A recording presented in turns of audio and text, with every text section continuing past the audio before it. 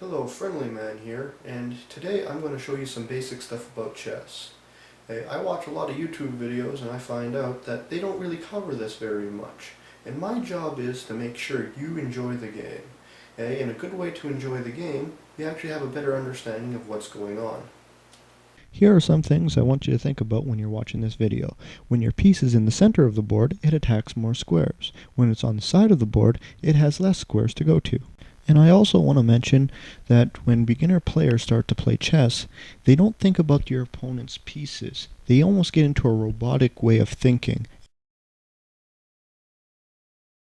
It's a good idea if you want to try to activate your bigger pieces right off the bat. You don't want them behind your friendly pieces so they're on guard duty most of the time.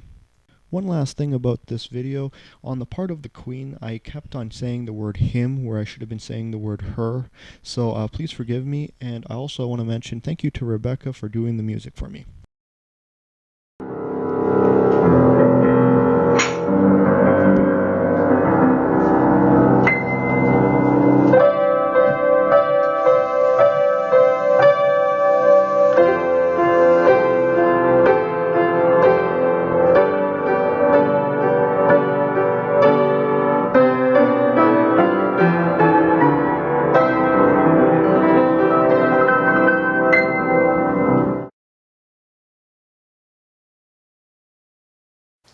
Now I want to tell you about king's side and queen's side, and where white's home is and where black's home is.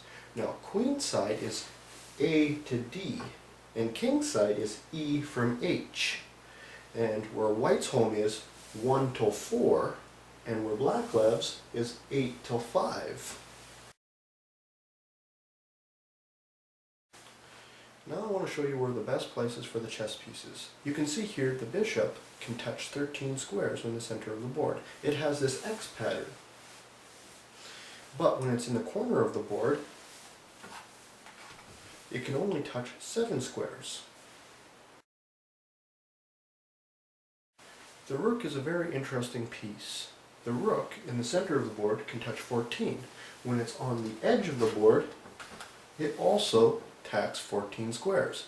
So it's a long range piece. Now the queen is a very interesting piece as well. In the center of the board, it can attack 27 squares. On the edge of the board, it only attacks 21 squares. You're always trying to give yourself options in chess. So the more squares you occupy, the better it is. So if the queen goes here, now he has a lot of squares. In this situation, if he went in the middle, he would be blocked by his friendly pieces. And this wouldn't be very good, because now when he takes back here, the queen has to move anyways back to its home row.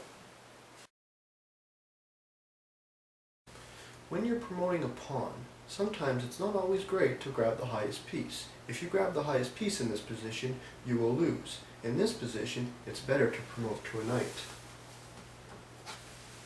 Checkmate.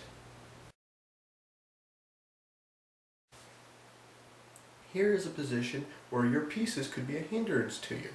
Now let's take a look and see why. So let's, okay, the pawn goes here. This pawn controls this square and this square. This king controls this square. So this red king, or white, will have to go here. It's its only move. The black king will occupy the promotion square. Always try to occupy the promotion square. Now, the black king controls these 3 squares. So this red king can only go here.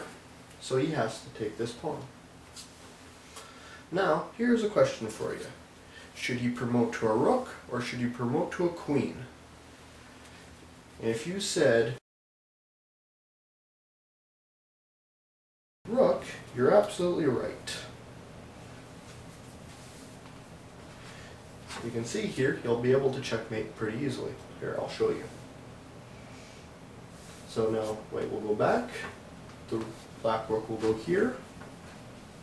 Okay, he will go to attack the rook, and this would be checkmate.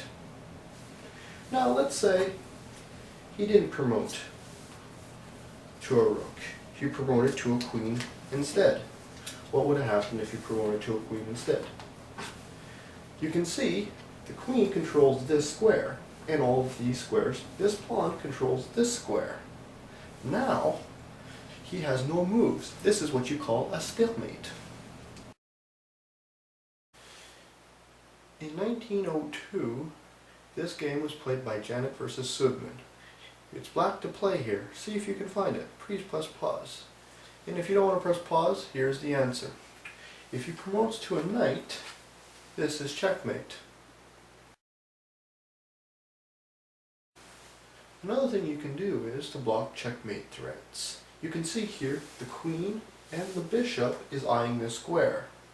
But if you move the pawn up one, now these two pawns are blocking the bishop, and this will stop a checkmate. And also, this queen is also eyeing this square as well.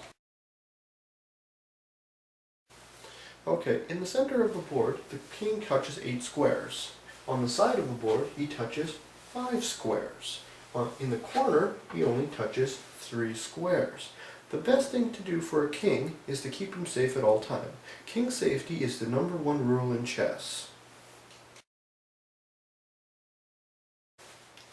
In the center of the board, the knight controls 8 squares. But on the side of the board, he controls 4 squares. And then, even if you get him into the corner, he only controls 2 squares.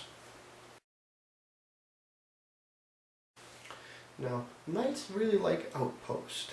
An outpost is when no lower piece can kick out a higher piece. You can see here, this knight, when he goes here, this is an outpost. Now, no other piece can kick him out.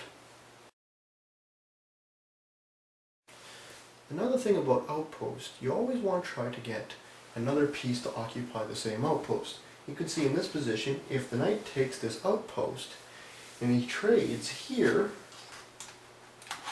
this knight can hop in and take the same outpost.